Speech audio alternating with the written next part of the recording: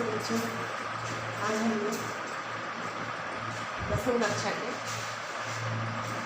होंगे पाठ्य पुस्तक शुचिंग भाग को यह दंतुलित मुस्कान। इसके लेखक हैं नागार्जुन। नागार्जुन आधुनिक कवियों में अपना महत्वपूर्ण स्थान रखते हैं।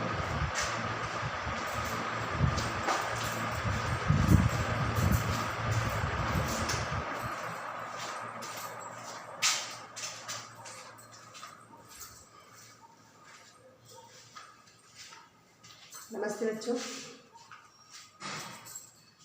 अभी हम लोग 10वीं कक्षा के क्षितिज भाग 2 से काव्यांश पढ़ने वाले हैं। दंतुलित मुस्कान, जिनके लेखक हैं नागार्जुन। नागार्जुन आधुनिक कवियों में अपना महत्वपूर्ण स्थान रखते हैं। नागार्जुन घुमक्कड़ तथा फक्कड़ स्वभाव के कवि माने जाते हैं। अपने घुमक्कड़ स्वभाव के कारण ही सांसारिक मोहमाया से मुक्त रहे। उन्होंने अनेक बार पूरे भारत का भ्रमण किया। इनका परिचय जन्म बिहार के दरभंगा जिले में 1911 में हुआ। इनका मूल नाम था वैद्यनाथ मिश्र। नागार्जुन का मूल नाम वैद्यनाथ मिश्र। इनकी मृत्यु 1998 में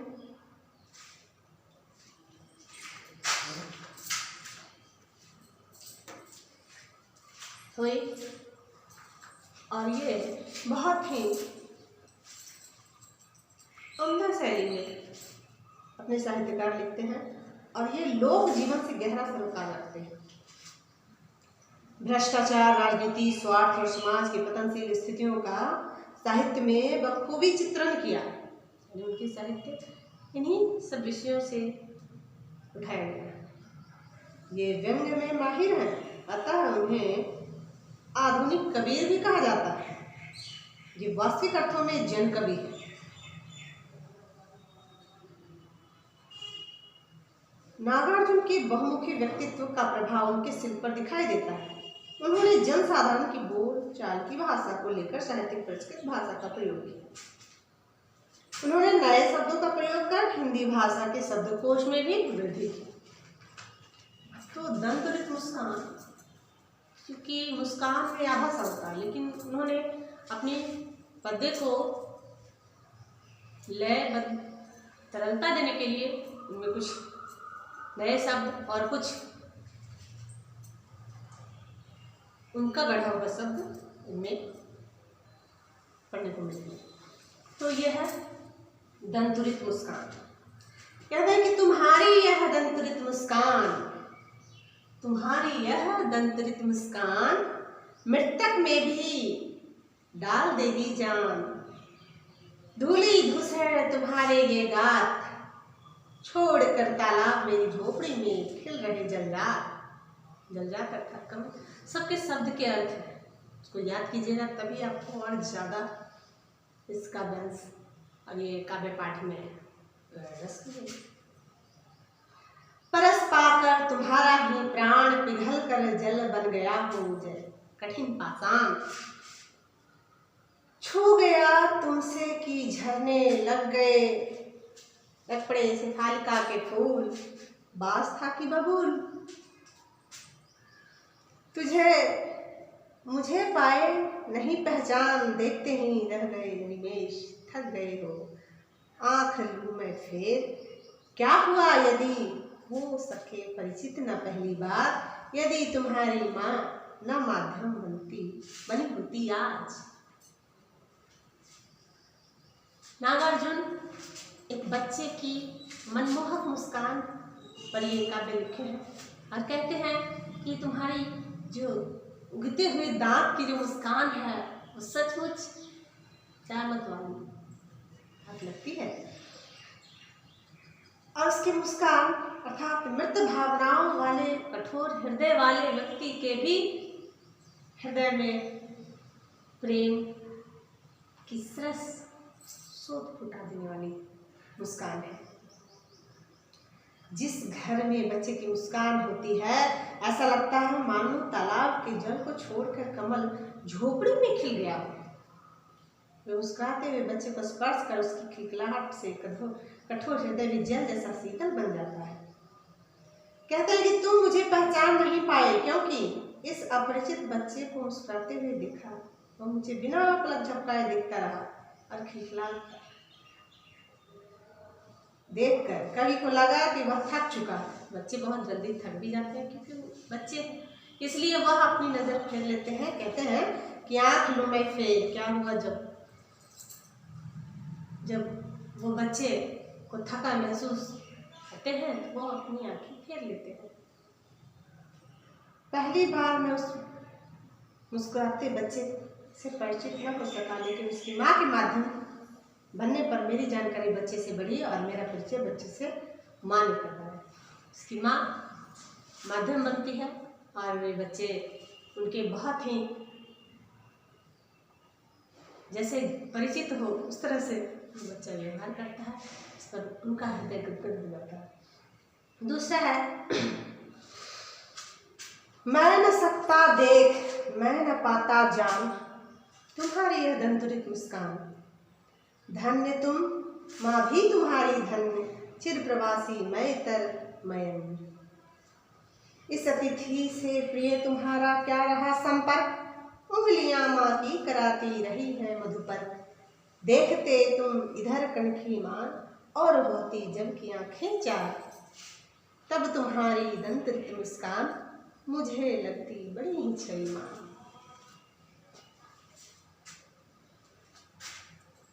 वो मुस्कान की इतनी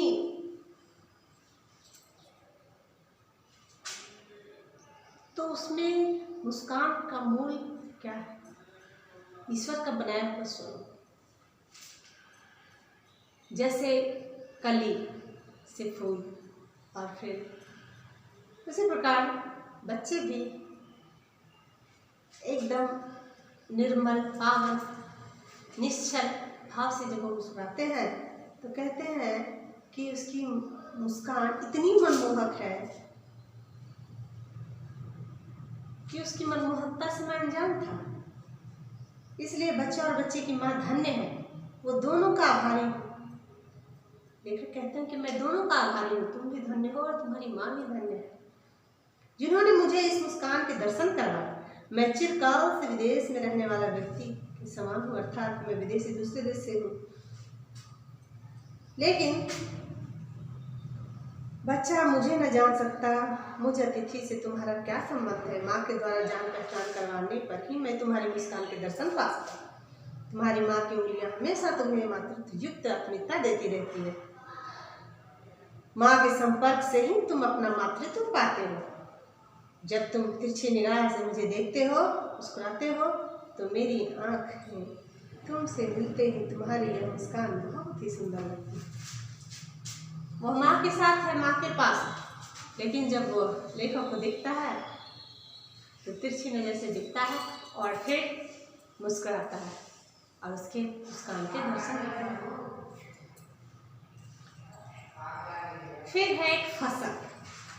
फसल शीर्षक से ये पद्यांश नागार्जुन द्वारा रचित है कि एक के नहीं दो के नहीं, एक के नहीं दो के नहीं, ढेर सारे नदियों के पानी का जादू। एक के नहीं दो के नहीं, लाख लाख कोटि हाथों के स्पर्श की गरिमा। एक के नहीं दो के नहीं, हजारों हजार खेतों की मिट्टी का गुणधर्म। फसल शीर्षक फसल है तो कहते हैं कि फसल एक नहीं दो नहीं बल्कि बहुत सारी नदियों का पानी का जादू है। अर्थात सभी नदियां खेतों को अपने जल से सींचती हैं और खेतों की फसल पैदावार होती है।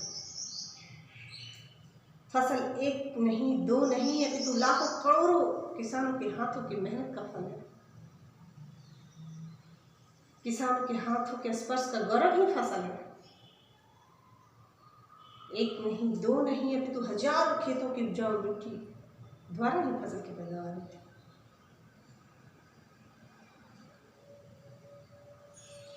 भावार्थ किसी भी प्राणी हो या किसी भी पदार्थ की उत्पत्ति एक या दो की नहीं बल्कि बहुत ही ज़्यादा संख्या में उनके कारण होते हैं। फिर है कि फसल क्या, और तो कुछ नहीं वह नदियों के पानी का जादू है, वह हाथों के स्पर्श की महिमा है, भूरी काली संदली मिट्टी का गुणधर्म है, रूपांतर है सूरज की किरणों का, सिमटा हुआ संकोच है हवा की थिरकन का।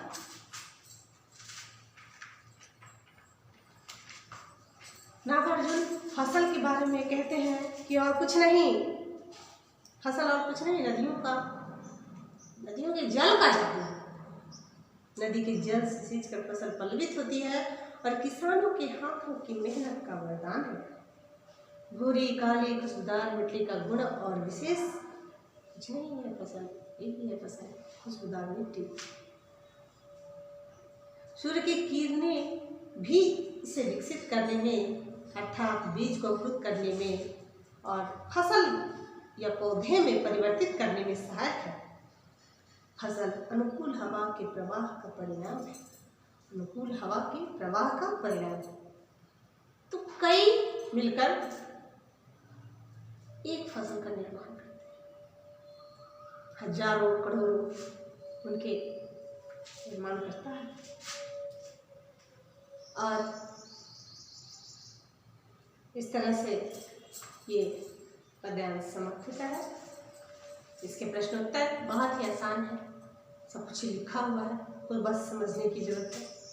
समझिए इसके सार क्या है, इस पाठ के सारांश या इस पाठ के द्वारा लेखक क्या समझाना चाहते हैं। आज तक के लिए इतना ही, धन्यवाद।